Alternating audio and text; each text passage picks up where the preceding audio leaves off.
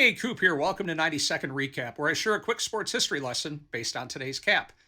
It's February 13th, and I'm wearing a Chicago Cubs 5950 with a 1962 All-Star Game side patch purchased from Germany's Fam Cap store.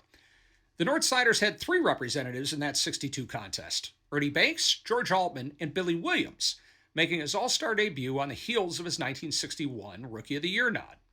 While Billy was the only standout rookie on the 61 squad, the Cubs had three solid kid contributors in 62. Cal Kuntz threw 190 innings as the number 4 starter, not bad for a 21-year-old.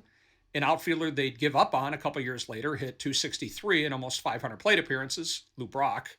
But today we remember Ken Hubbs, the 1962 Rookie of the Year.